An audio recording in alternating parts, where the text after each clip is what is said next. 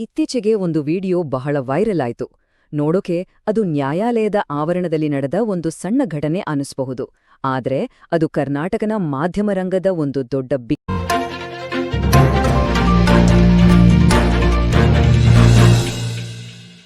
ಸೃಜಾ, ಈ ಸಲ ಆನಿವರ್ಸರಿಗೆ 24 carat gold ಕೊಡಿಸ್ತೀನಿ. ಒಳ್ಳೆ ಗಾಳಿ ಬೆಳಕು, ಸುತ್ತಮುತ್ತ ಬ್ಯೂಟಿಫುಲ್ ಗಾರ್ಡನ್. ಗೋಲ್ಡ್ ಅಂತ ಹೇಳಿ ಯಾವ್ದೋ ಪ್ರಾಪರ್ಟಿ ಬಗ್ಗೆ ಮಾತಾಡ್ತಿದ್ಯಾ? ಅರವಿಂದ್ ಪ್ರಾಪರ್ಟೀಸ್ ಅವರ BMRDA ಹಾಗೂ RERA approve sites 24 carat gold ಇದ್ದಾಗೆ.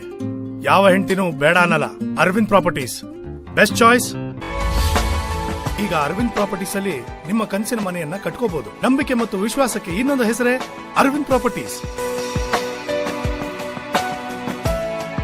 ಕಟ್ಟನ್ನು ಅದರ ಕಾವಲುಗಾರನೇ ಹೇಗೆ ವಿಫಲನಾಗಿದ್ದಾನೆ ಅನ್ನೋದನ್ನ ಬಯಲು ಮಾಡಿದೆ. ಬನ್ನಿ ಇದರ ಹಿಂದಿನ ಕಠೋರ ಸತ್ಯಗಳನ್ನ ಒಂದೊಂದಾಗಿ ನೋಡೋಣ. ಆ ದೃಶ್ಯ ಹೇಗಿತ್ತು ಅಂದ್ರೆ, ನ್ಯಾಯಾಲಯದ ಆವರಣ, ಸುತ್ತಲೂ ವಕೀಲ್ರು, ಆ ಗುಂಪಿನ ಮಧ್ಯೆ ರಾಜ್ಯದ ಒಬ್ಬ ಹಿರಿಯ ಅನುಭವಿ ಸಂಪಾದಕರು ಕ್ಷಮಿಸಿ ಕ್ಷಮಿಸಿ ಕ್ಷಮಿಸಿ ಅಂತ ಎಲ್ಲರ ಮುಂದೆ ಗೋಗರಿಯುತ್ತಿದ್ರು.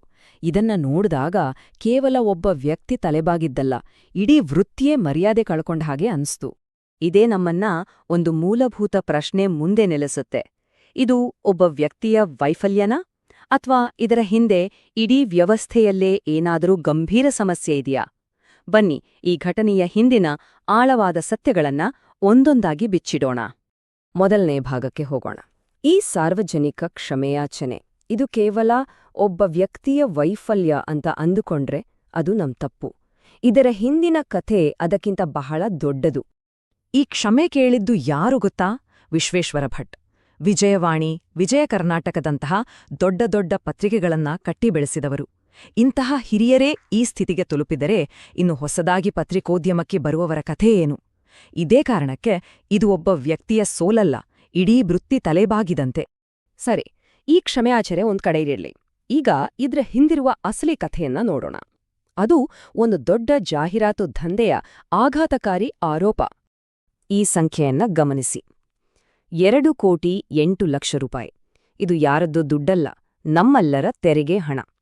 ಆರೋಪಗಳ ಪ್ರಕಾರ ಪ್ರತಿ ವರ್ಷ ಇಷ್ಟು ದೊಡ್ಡ ಮೊತ್ತ ಸರ್ಕಾರಿ ಜಾಹೀರಾತಿನ ರೂಪದಲ್ಲಿ ವಿಶ್ವೇಶ್ವರ ಭಟ್ಟರ ವಿಶ್ವವಾಣಿ ಪತ್ರಿಕೆಗೆ ಹೋಗುತ್ತಿತ್ತು.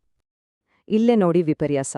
ಒಂದು ಕಡೆ ಕೋಟಿ ಕೋಟಿ ಸರ್ಕಾರಿ ಹಣ, ಇನ್ನೊಂದು ಕಡೆ ಆ ಪತ್ರಿಕೆಗೆ ಎಷ್ಟು ಪ್ರಸಾರ ಇದೆ ಅಂತ ಅಧಿಕೃತವಾಗಿ ಹೇಳುವ ABC ಸರ್ಟಿಫಿಕೇಟೇ ಇಲ್ಲ ಅನ್ನೋದು ಗಂಭೀರ ಆರೋಪ.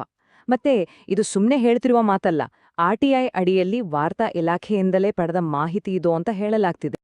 ಹಾಗಾದ್ರೆ ಇದು ಕೇವಲ ಒಂದು ಪತ್ರಿಕೆಯ ಕಥೆಯಲ್ಲ ಅನ್ನೋದು ಸ್ಪಷ್ಟ. ಆರೋಪ ಏನಪ್ಪಾ ಅಂದ್ರೆ, ರಾಜ್ಯದಲ್ಲಿ ಹಲವು ಪತ್ರಿಕೆಗಳು ನಡೀತಿರೋದೇ ಸರ್ಕಾರಿ ಜಾಹೀರಾತುಗೋಸ್ಕರ. ಸರಿಯಾಗಿ ಪ್ರಿಂಟ್ ಆಗಲ್ಲ, ಜನರಿಗೆ ತಲುಪಲ್ಲ, ಆದ್ರೂ ಕೋಟ್ಯಾಂತರ ರೂಪಾಯಿ ತೆರಿಗೆ ಹಣ ಇವುಗಳ ಪಾಲಾಗ್ತಿದೆ. ಇದರಿಂದ ಏನಾಗುತ್ತೆ? ಸಮಾಜದ ಕಾವಲುಗಾರನಾಗಿರ್ಬೇಕಾದ ಮಾಧ್ಯಮ ಸರ್ಕಾರ ಕೊಡುವ ದುಡ್ಡಿಗೆ ಕೈಚಾಚುವ ಒಂದು ಬಿಸ್ನೆಸ್ ಆಗ್ಬಿಡುತ್ತೆ. ಅದರ ಧ್ವನಿಯೇ ಅಡಗಿ ಹೋಗುತ್ತೆ. ಈ ದುಡ್ಡಿನ ಮೇಲಿನ ಅವಲಂಬನೆ ಇದೆಯಲ್ಲ, ಇದು ನಮ್ಮನ್ನು ಇನ್ನೊಂದು ದೊಡ್ಡ ಸಮಸ್ಯೆಗೆ ಕರ್ಕೊಂಡೋಗುತ್ತೆ. ಅದನ್ನೇ ಹೊಂದಾಣಿಕೆ ಪತ್ರಿಕೋದ್ಯಮ ಅಂತ ಕರೆಯೋದು. ಅಂದ್ರೆ ಭೇಲಿಯೇ ಎದ್ದು ಹೊಲ ಮೇಯ್ದ ಹಾಗೆ. ನಮ್ಮ ಕನ್ನಡದಲ್ಲಿರುವ ಈ ಗಾದೆ ಮಾತು ಇವತ್ತಿನ ಮೀಡಿಯಾ ಪರಿಸ್ಥಿತಿಗೆ ಸರಿಯಾಗಿ ಹೊಂದುತ್ತೆ.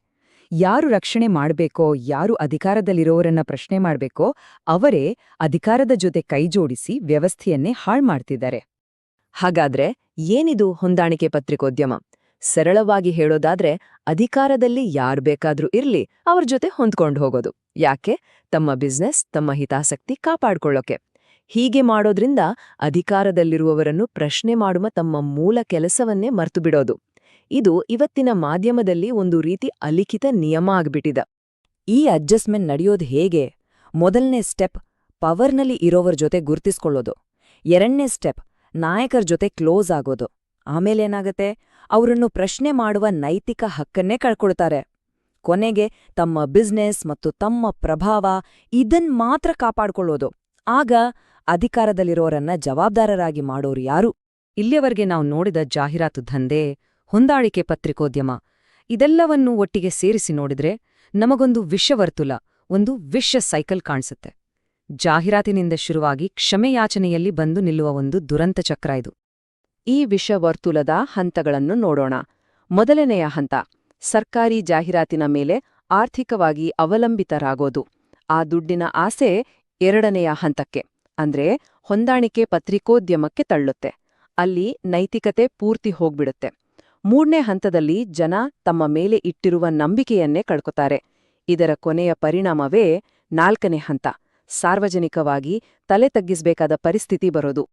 ಅಂದರೆ ನಾವು ಆರಂಭದಲ್ಲಿ ನೋಡಿದ ಆ ಕ್ಷಮೆಯಾಚನೆ ಇದೆಯಲ್ಲ, ಅದು ಈ ಇಡೀ ಕಥೆಯ ಶುರುವಲ್ಲ, ಅದು ಅಂತ್ಯ. ಜಾಹೀರಾತಿನ ದುಡ್ಡು, ಹೊಂದಾಣಿಕೆಯ ರಾಜಕೀಯ, ಜನರ ನಂಬಿಕೆ ದ್ರೋಹ, ಇದೆಲ್ಲದರ ಕೊನೆಯ ಹಂತ ಅದು. ಹಾಗಾದ್ರೆ ಕೊನೆಯದಾಗಿ ಉಳಿಯುವ ಪ್ರಶ್ನೆ ಇದು: ಸಮಾಜದ ಕಾವಲುಗಾರನೇ ದಾರಿ ತಪ್ಪಿದ್ರೆ ಇನ್ನು ಕಾಯುವವರು ಯಾರು? ಪ್ರಜಾಪ್ರಭುತ್ವದ 4ನೇ ಅಂಗ ಅಂತ ಕರೆಯುವ ಮಾಧ್ಯಮವೇ ಹೀಗೆ ಕುಸಿದು ಬಿದ್ರೆ ಅಧಿಕಾರದಲ್ಲಿರುವವರನ್ನು ಪ್ರಶ್ನೆ ಮಾಡುವ ಧೈರ್ಯವನ್ನು ಇನ್ಯಾರು ಮಾಡ್ತಾರೆ? ಈ ಪ್ರಶ್ನೆಗೆ ಉತ್ತರ ಸಿಗೋವರೆಗೂ ನಮ್ಮ ಪ್ರಜಾಪ್ರಭುತ್ವ ಅಪಾಯದಲ್ಲೇ ಇರುತ್ತೆ.